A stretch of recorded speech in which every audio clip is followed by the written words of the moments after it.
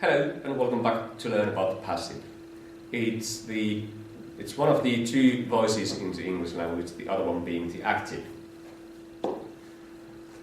The passive we can only use with transitive verbs, that is, with verbs that take an object. We'll have a look at how that works in a minute.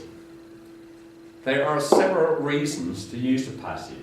Some of them are listed here as well as in your material. To form a passive, we need to use the auxiliary be and then have the ed participle in the main verb.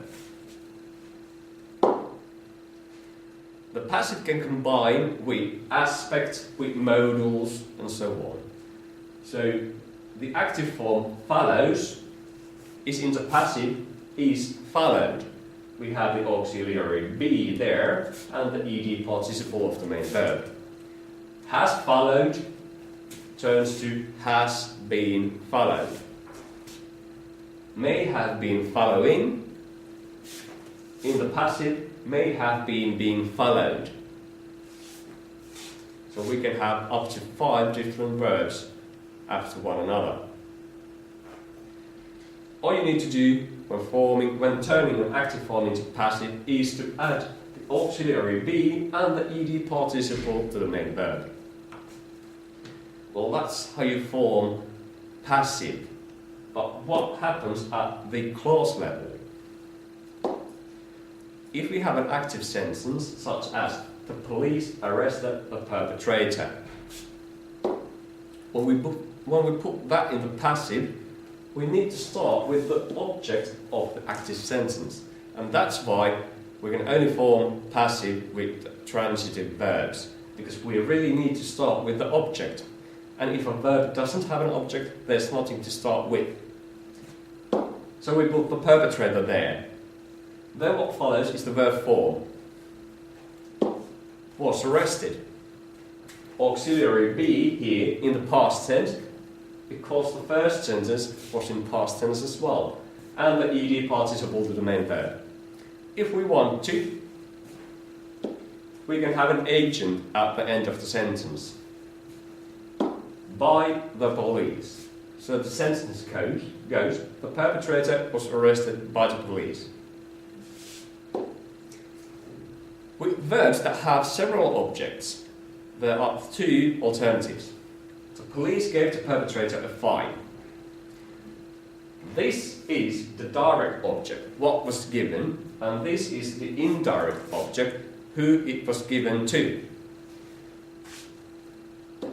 Now we can start the passive sentence with the indirect object, for example, in this case the perpetrator. The perpetrator and the verb form was given the direct object, a fine, and if we want to, the agent, by the police. Or we can start the passive sentence with the direct object. A fine was given, and in this case we need to add a preposition to the perpetrator by the police. If you start with the direct object, you need to add a preposition to the indirect object.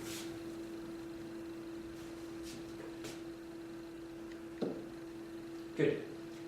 Prepositional verbs may be confusing, but they work the same way.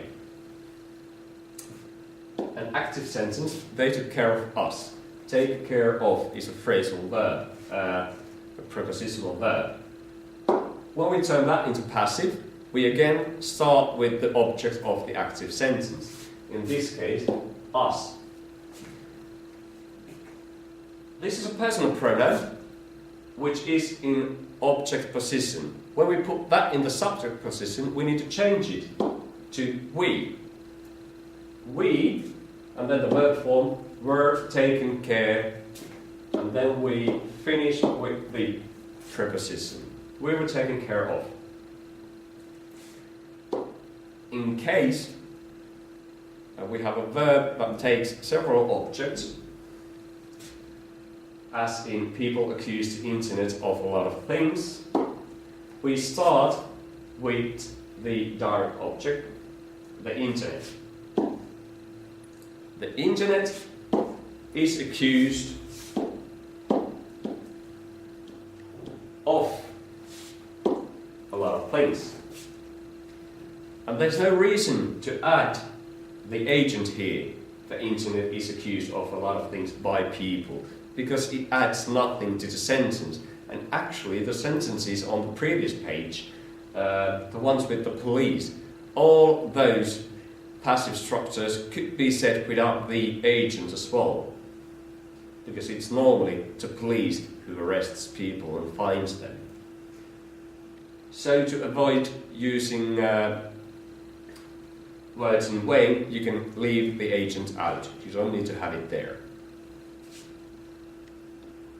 Wonderful. That was about passive.